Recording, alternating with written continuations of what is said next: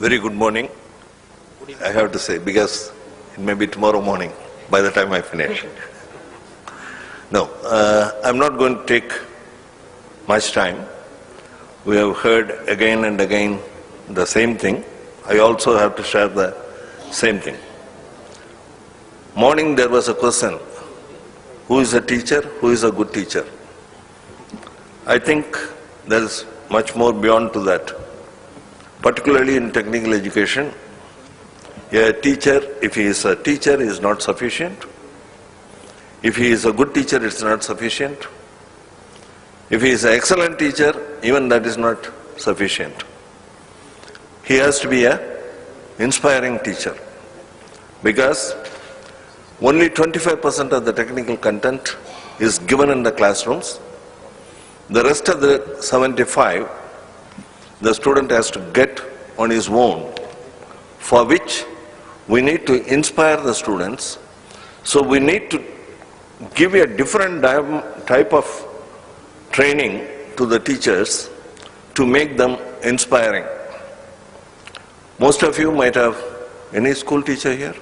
No. You might have heard about Ron Clark? No. Ron Clark was a good example for an inspiring teacher. I would like you to go through the Google up, go through, find out. Today, the faculty development programs, as Mr. Anbuthambi was saying, is really needed in all the fields, not just in ICT, and the conceptual understanding need to be given. For this, the universities and the technical institutions need to have more interaction with industries, industry-institute interaction, and the visit to the industries by the students. Normally, when you say students have to visit, they visit. It's a picnic for them. On that day, they go out, go to the industry, come back. But what is to be done and what is being practiced at Hindustan is, the teacher visits the industry first, goes through the whole industry, comes back, tells the students, if you visit this industry, these are the things you need to go, but particularly spend in this cost centers, 2 cost centers, where this subject relevant matter is available. It is told to them. The net result is reflected in the campus placement. Because when the industries visit, when they ask which industry you visit, when they ask something about that industry, the student will be able to clearly explain what it is. Communication skills, he was discussing, but I find that communication skills is not a major problem for some of the institutions like ours. What we need to do is, for the industry-institute interaction and innovation, which is being practiced along with the entrepreneurship development cell, which is very essential for a university. In the morning, somebody reported that 1% entrepreneur, 11% entrepreneur, and 88% workforce. I think that percentage will change.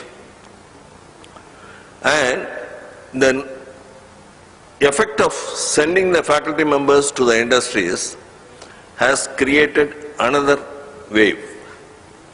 The industries have recognized that there are potential available in the institutes, and they start giving consultancies.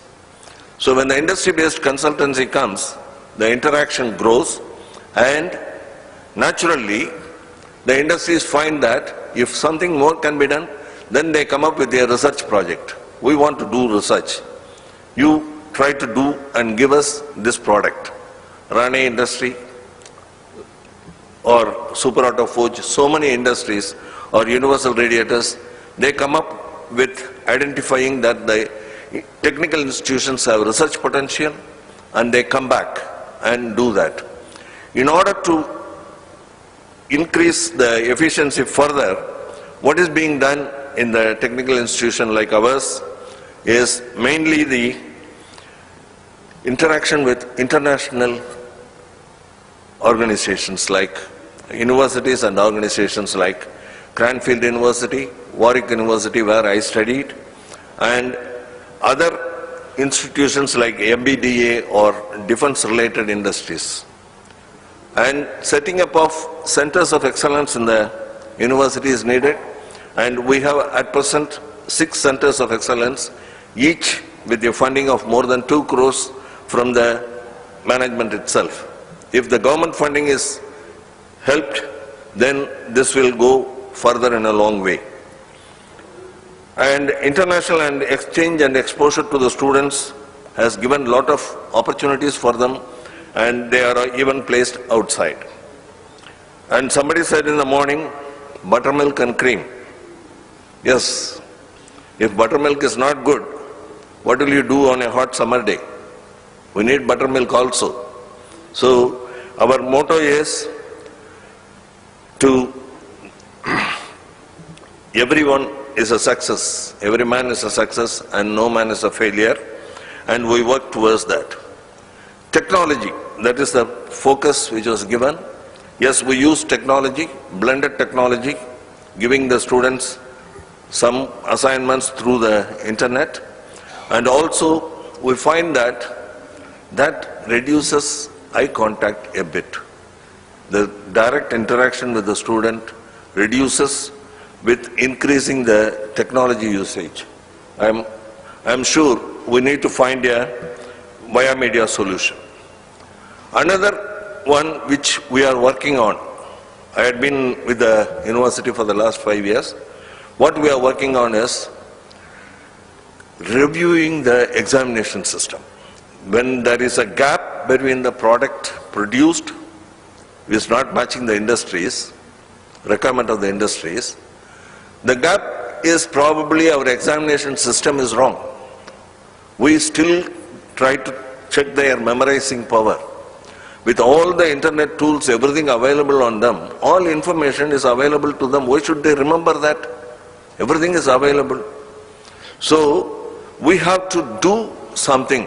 I am not suggesting this is what we need to, but we need to do something to drastically bring in a change in the examination system, which some of the foreign universities have done.